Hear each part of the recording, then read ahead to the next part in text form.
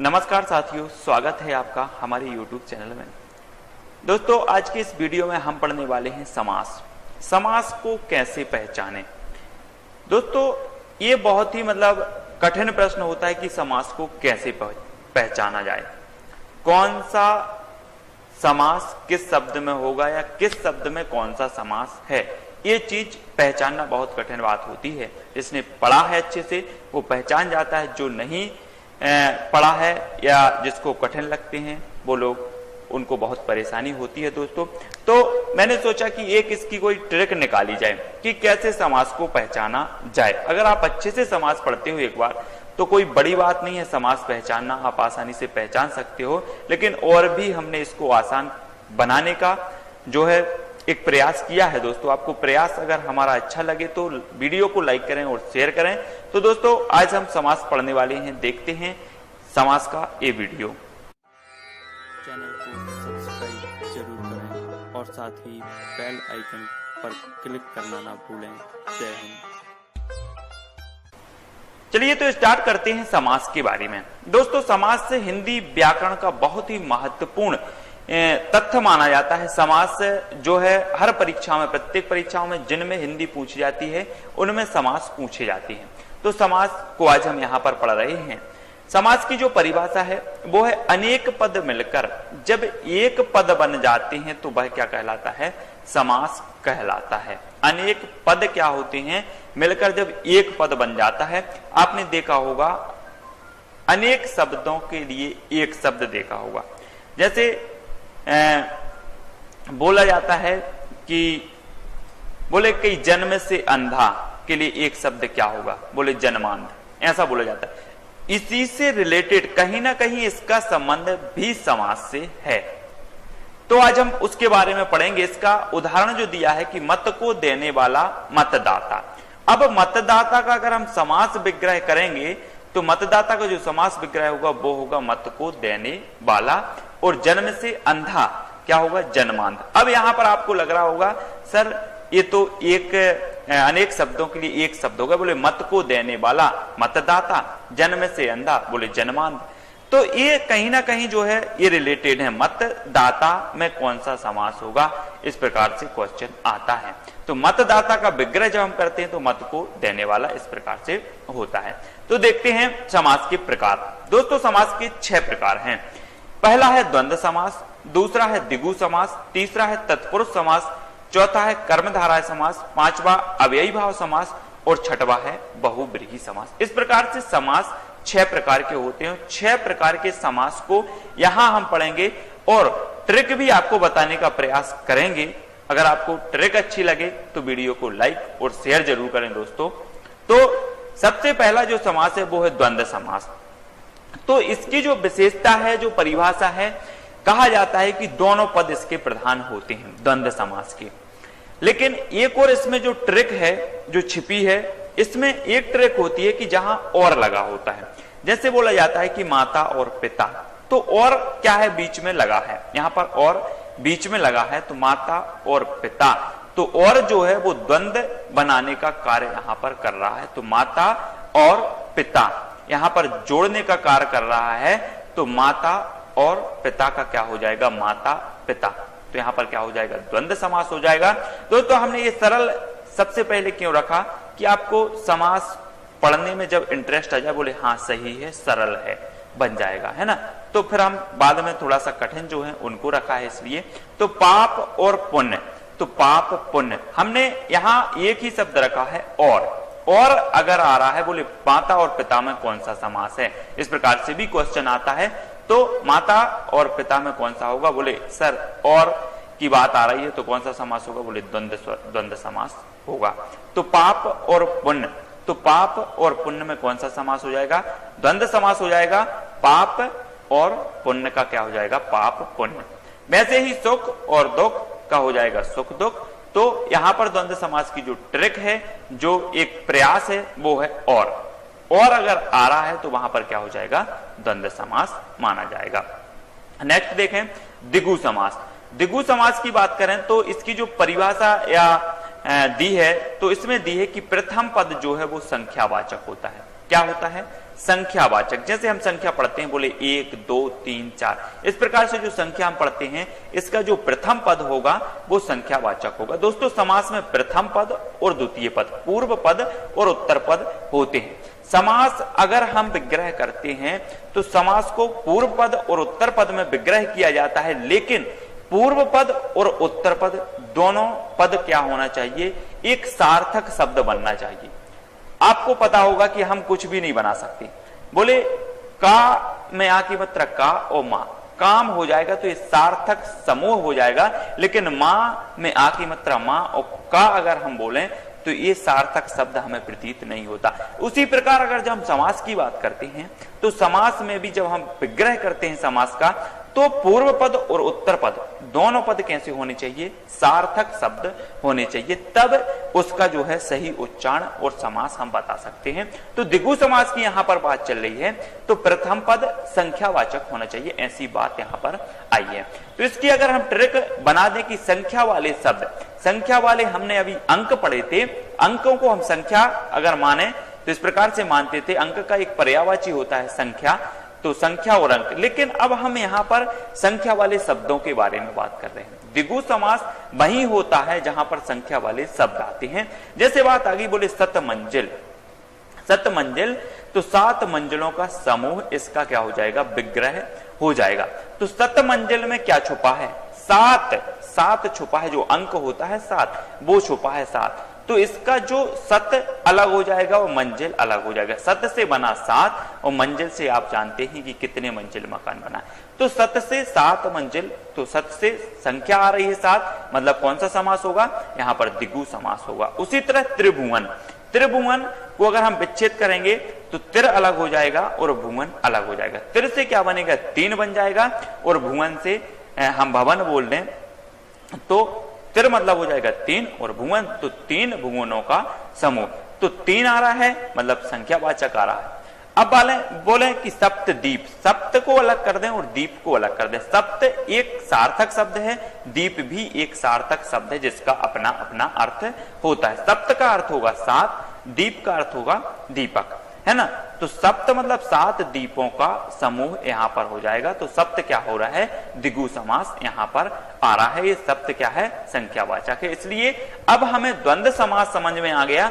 बोले सर द्वंद्व की बात आएगी तो जहां पर और लगा होगा समास विग्रह में वहां पर द्वंद्व समास होगा, और जहां पर संख्या वाले शब्द आएंगे वहां पर द्विगु समास होगा। तो द्वंद्व और द्विगु समास हमें अब समझ में आ गए। अब बोले तत्पुरुष समास, तत्पुरुष समास सबसे कठिन माना जाता है समासों में, क्योंकि इसके 5 और अन्य जो है क्या है, इसके प्रकार माने गए हैं। तो यहां पर तत्पुरुष समास की जो बात कही गई है वो कही है पूर्व पद गौण और उत्तर पद प्रधान। हम दोस्तों आपको बता दें कि पूर्व पद और उत्तर पद की जब बात आती है तो पूर्व पद मतलब कोई भी हमने यहां पर लिया था, क्या लिया था, बोले सप्तदीप, सप्तदीप यहां पर लिया था। तो सप्त क्या हो गया, पूर्व पद हो गया, और दीप क्या हो गया, उत्तर पद हो गया। तो यहां पर क्या बोला जा रहा है कि पूर्व पद और गौण होगा और उत्तर पद क्या होगा, प्रधान होगा, काय में, तत्पुरुष समास में। तो यहां पर यही ट्रिक बनती है कि दूसरा पद प्रधान होगा तत्पुरुष समास में। और इसके भेदों की बात करें तो तत्पुरुष समास के 6 भेद हैं। कितने भेद हैं, 6 भेद तत्पुरुष समास के हैं। इसकी भी एक बहुत ही अच्छी ट्रिक है दोस्तों, आपको बिल्कुल भी कठिन नहीं लगेगा ये तत्पुरुष समास के 6 भेद। तो इसको हमने जो ट्रिक बनी है वो बनी है कर्म को करण से संप्रदान के लिए अपादान से काकी के संबंध अधिकरण में पर। इस प्रकार से जो 6 इसके जो क्या है प्रकार दिए हैं, 6 तत्पुरुष समास के 6 प्रकार दिए हैं, 6 भेद दिए हैं। उनमें अगर हम बात करें कर्म, कर्म तत्पुरुष समास एक होता है कर्म तत्पुरुष समास। तो कर्म तत्पुरुष समास की बात आएगी जहां पर को शब्द का उच्चारण होगा। बोले मतदाता, मतदाता में कौन सा समास है, बोले सर अगर इसका हम विग्रह करेंगे तो उसमें आ जाएगा मत को देने वाला, मत को देने वाला। तो को आ रहा है मतलब क्या हो रहा है, यहां पर कर्म तत्पुरुष होगा। अब बात आती है करण से, करण से की जब भी बात आएगी, से की बात आएगी तो वहां पर क्या होगा, करण तत्पुरुष होगा। बोले संप्रदान के लिए, संप्रदान तत्पुरुष की जब भी बात आएगी तो समास विग्रह के अंतर्गत के लिए शब्द जरूर आएगा, तो वहां पर संप्रदान तत्पुरुष हो जाएगा। उसी तरह अपादान, अपादान से, अब यहां पर बोले सर कर्ण से और अपादान से दोनों एक से हो जाएंगे, तो इसको कैसे समझे? कर्ण की बात, कर्ण से की बात आएगी तो यहां पर द्वारा के लिए प्रयोग होगा, द्वारा के लिए, और यहां पर अपादान से मतलब अलग होने के लिए, ए से हो जाएगा, अलग होने के लिए इसका प्रयोग किया जाएगा। कैसे अलग होना? बोले वृक्ष से पत्ते गिरते हैं, तो वृक्ष से पत्ते क्या हो रहे हैं? अलग हो रहे हैं। तो इस प्रकार से जो ऐसी प्रक्रिया बनेगी तो अपादान से ऐसे से प्रयोग किया जाएगा। अब बोले का की के संबंध, अब एक होता है संबंध तत्पुरुष, संबंध तत्पुरुष में का आएगा, की आएगा या फिर के आएगा, तो वहां पर क्या हो जाएगा? संबंध तत्पुरुष हो जाएगा। और अधिकरण में पर, अधिकरण तत्पुरुष होगा, मैं शब्द आएगा समास विग्रह के अंतर्गत, और पर शब्द जहां पर आएगा तो वहां पर अधिकरण तत्पुरुष समास हो जाएगा। तो फर्स्ट जो हमारा भेद दिया है वो कर्म तत्पुरुष, दूसरा दिया है कर्ण तत्पुरुष, और चौथा अपादान तत्पुरुष, पांचवा दिया है संबंध तत्पुरुष, और छठवा दिया है अधिकरण तत्पुरुष। इस प्रकार से 6 भेद हो जाएंगे। तो सबसे पहले हम देखेंगे कर्म तत्पुरुष। तो कर्म तत्पुरुष को हमने पढ़ा था को, इसकी ट्रिक क्या है? को आएगा, समास विग्रह के अंतर्गत इसका को आएगा। तो उदाहरण देखें, मतदाता, तो मत को देने वाला है ना, मतदाता को हम यही तो बोलेंगे ना कि मत को देने वाला। दूसरा है ग्रह कट, ग्रह कट मतलब ग्रह को काटने वाला, ग्रह को काटने वाला, या हम कहें कि कर्म तत्पुरुष समास में जो को शब्द है उसका लोप रहता है, यहां पर क्या होता है? लोप रहता है, और जब इसका विग्रह करते हैं तो यह सामने प्रकट होता है। मतदाता मत को देने वाला, ग्रह कट ग्रह को काटने वाला। तो यहां पर अगर को शब्द आ रहा है तो क्या हो जाएगा? कर्म तत्पुरुष शब्द यहां पर हो जाएगा। नेक्स्ट देखें कर्ण तत्पुरुष। कर्ण तत्पुरुष की बात करें तो इसका जो एक वर्ण है, जो ट्रिक से, अगर हम ट्रिक माने या कुछ भी माने, से शब्द जहां आएगा वहां पर क्या हो जाएगा? कर्ण तत्पुरुष हो जाएगा। या फिर जो से शब्द है उसका लोप यहां पर रहता है कर्ण तत्पुरुष में। तो जन्मजात मतलब जन्म से उत्पन्न, जन्मजात मतलब जन्म से उत्पन्न, तो से जो है वह क्या है? लुप्त है। और से अगर अपन इसका वो करेंगे, विच्छेद करेंगे या समास विग्रह करेंगे तो से शब्द यहां पर आएगा, जहां पर आएगा वहां पर क्या होगा? कर्ण तत्पुरुष हो जाएगा। और से जो है वह द्वारा के अर्थ में यहां पर प्रयोग हो रहा है। बोले जन्म के द्वारा ही उत्पन्न, मतलब जन्म के द्वारा ही उत्पन्न होगा। कोई भी अगर उत्पन्न होगा उसका जन्म होगा तभी तो वह उत्पन्न होगा, तो द्वारा के रूप में यहां पर प्रयोग हो रहा है से। बोले मोह मांगा, तो मोह से मांगा, इसे ऐसे भी हो जाए मोह के द्वारा मांगा हुआ, मतलब द्वारा में यहां भी प्रयोग से हो रहा है। तो अगर बात करें कर्ण से, हमने पढ़ा था कर्म को कर्ण से, है ना, कर्म को कर्ण से, तो मोह मांगा में से प्रयोग हो रहा है यहां पर, तो यहां पर कर्ण तत्पुरुष हो जाएगा। दोस्तों अच्छे से पढ़ना, बिल्कुल भी मतलब कठिन नहीं है, हो जाएगा आपको याद। संप्रदान तत्पुरुष, संप्रदान तत्पुरुष की बात करें तो हमने पढ़ा था कि कर्म को कर्ण से संप्रदान के लिए, संप्रदान के लिए शब्द अगर समास विग्रह के अंतर्गत आता है तो वहां संप्रदान तत्पुरुष समास होगा। आपको सिर्फ इतना सा याद करना है, कर्म को कर्ण से संप्रदान के लिए अपादान से का की के संबंध अधिकरण में पर। इस प्रकार से अगर ये सूत्र आपको याद हो गया दोस्तों, तो ये तत्पुरुष समास के 6 भेद जो हैं वो आसानी से याद हो जाएंगे, कोई बड़ी बात नहीं है। अगर हम संप्रदान तत्पुरुष की उदाहरण देखें तो सत्याग्रह, तो सत्य के लिए आग्रह, सत्य के लिए यहां पर आ रहा है, तो सत्य के लिए आग्रह इसका विग्रह हो जाएगा, जहां पर संप्रदान तत्पुरुष होगा। और हथकड़ी, तो हाथ के लिए कड़ी, हाथ के लिए कड़ी हो जाएगा, तो के लिए शब्द यहां पर फिर आया, तो यहां पर क्या होगा? संप्रदान तत्पुरुष समास होगा। नेक्स्ट है अपादान तत्पुरुष। अपादान मतलब इससे हो जाएगा, से हमने बोला था कि से अलग होने के लिए प्रयोग किया जाएगा। हमने बताया था कि वृक्ष से पत्ते गिरते हैं, मतलब वृक्ष से क्या हो रहा है, पत्ते अलग हो रहे हैं, वो उसी प्रकार से ये अलग होने के लिए प्रयोग किया जाएगा। बोले धन से हीन, तो क्या हो जाएगा, तो धन से हीन हो जाएगा, इसका धनहीन है ना, धन से हीन मतलब धनहीन, तो ये धन से हीन हो गया तो क्या हो गया, धन से अलग हो गया। वही हो जाएगा भय से भीत, तो भय से भीत हो गया, ये भय से भीत हो गया, तो भय से क्या हो गया, ये हट गया। बोले भय, मुझे भय लग रहा है, तो ये क्या हो गया, अलग हो गया, है ना।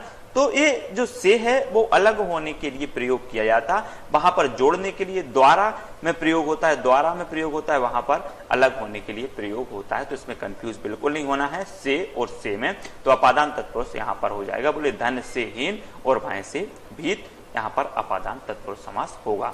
नेक्स्ट देखें संबंध तत्पुरुष। संबंध की बात करें तो हम संबंध कैसे प्रकट करते हैं। बोले राम की मोटरसाइकिल, राम का नाम, है ना, तो हम का, की और के, बोले राम के पास, तो का शब्द आ रहा है, बोले राम का, बोले राम का मोबाइल है, राम की किताब है, राम के नाम पर, है ना।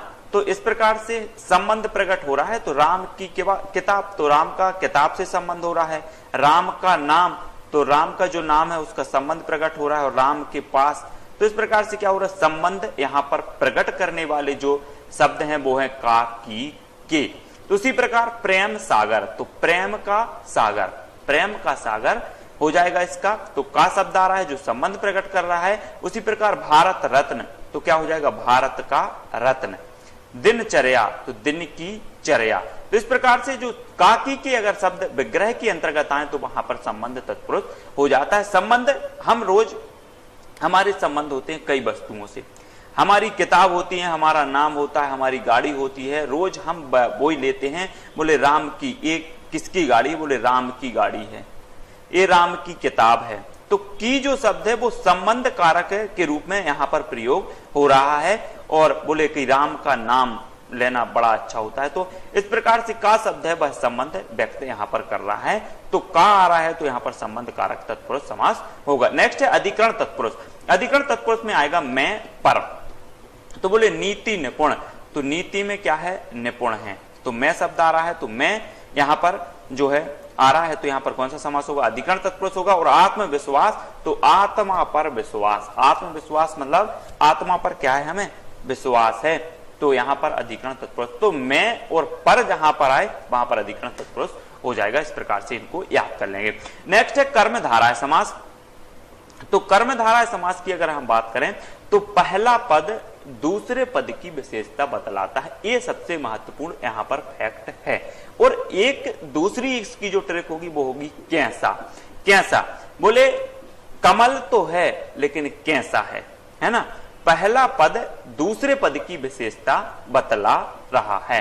बोले मुख तो है लेकिन मुख कैसा है, बोले चंद्र के समान है।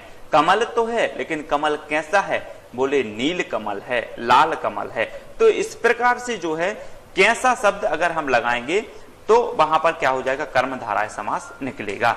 यहां पर उदाहरण दिया है नील कमल, तो यहां पर जो कमल है ये दूसरा पद है और नील जो है वो है पहला पद है।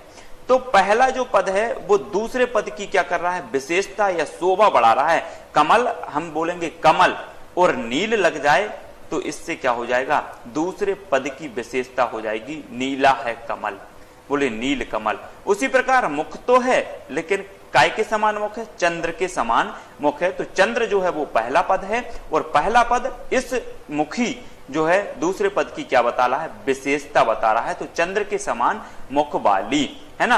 अब कोई भी हो सकती है मुख वाली, चंद्र के समान मुख वाली आपकी पत्नी हो सकती है, आपके जो भी हैं वो हो सकते हैं। तो चंद्र मुखी मतलब चंद्र के समान मुखी। तो इसमें यही है कि कैसा शब्द अगर हम लगाएंगे, बोले कमल, कमल कैसा, बोले नील कमल, नीला है कमल। बोले मुख, तो मुख कैसा, बोले चंद्र के समान मुख।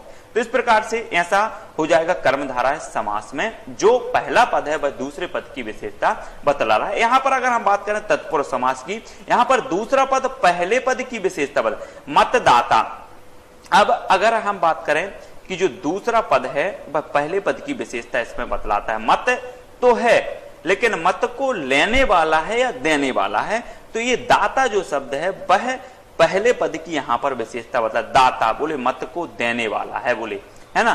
तो इस प्रकार से तत्पुरुष समास को समझा। बोले दूसरा पद जो है पहले पद की विशेषता बतलाता है और इसमें पहला पद दूसरे पद की विशेषता बतलाता है कर्मधारय समास में। नेक्स्ट देखें अव्ययी भाव समास। अव्ययी भाव समास में क्या होता है, पहला पद प्रधान होता है, पहला प्रधान होता है और पहला पद जो है अगर हम बात करें ट्रिक की तो पहला पद छोटा होता है और दूसरा क्या होता है, बड़ा होता है और प्रथम पद अव्यय होता है। अव्यय के बारे में हम बता रहे हैं। तो अव्यय क्या होते हैं, अव्यय से स्पष्ट है अव्यय, अव्यय का विलोम हो जाएगा व्यय, है ना। तो अव्यय मतलब जो व्यय नहीं होता है। ऐसे कुछ शब्द हैं जो लिंग वचन आदि में परिवर्तित नहीं होते, कालों में भी परिवर्तित नहीं होते। वो कोई भी काल हो, वो कोई भी लिंग हो, कोई भी वचन हो, वो शब्द जो है वही प्रयोग होगा। जैसे यथा की बात करें तो यथा ऐसा शब्द है जो लिंग वचन कालों आदि में परिवर्तित नहीं होता है, उन्हें क्या कहते हैं हम, अव्यय कहते हैं। बोले प्रीति, तो प्रीति ऐसा शब्द है वो भी इसका परिवर्तन नहीं होता, तो अव्यय समझ गए होंगे। तो प्रथम पद अव्यय हो, पहला पद छोटा और दूसरा पद बड़ा, इसकी ट्रिक हो जाएगी अव्ययी भाव समास की। और अधिकतर अव्ययी भाव समास ही पूछा जाता है। तो यथा पहला पद हो जाएगा, शक्ति दूसरा हो जाएगा, यथा छोटा है ना, शक्ति बड़ा है। इसी प्रकार आजीवन में आ पहला हो जाएगा और जीवन दूसरा पद हो जाएगा। तो आ छोटा है, दूसरा बड़ा है। तो यथा शक्ति, तो शक्ति के अनुसार आजीवन और जीवन भर। तो यहां पर जो अव्यय शब्द हैं, आ का भी परिवर्तित नहीं होता, यथा भी परिवर्तित नहीं होते और यथा छोटा है और आ भी छोटा है, तो दोनों ट्रिक यहां पर लागू होती हैं। और पहला पद यथा जो है वह प्रधान होगा, आ भी प्रधावन हो। जीवन तो है लेकिन क्या है, आजीवन है।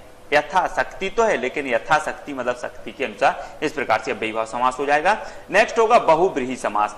तो तीसरे अर्थ का बोध होता है। बहुव्रीहि समास में जो है एक इसकी जो परिभाषा हो जाएगी वो हो जाएगी कि इसके अंतर्गत तीसरे अर्थ का बोध हो, दो जो हैं उसके अलावा तीसरे अर्थ का बोध हो। जैसे हम बात करें एक उपाधि, हम एक उपाधि देते हैं, जैसे हमारा कोई मित्र कंजूस हो तो हम उसे बोल देते मक्खी चूस, मक्खी चूस बोल देते ना। तो मतलब मक्खी चूस अगर हमने उसे उपाधि दी है तो इस मक्खी चूस, बोले मक्खी चूस का एक अर्थ तीसरा निकलेगा। मक्खी और चूस ये दो पद हैं लेकिन एक तीसरा अर्थ निकल रहा है, इसमें क्या निकल रहा है, बहुत कंजूस, है ना।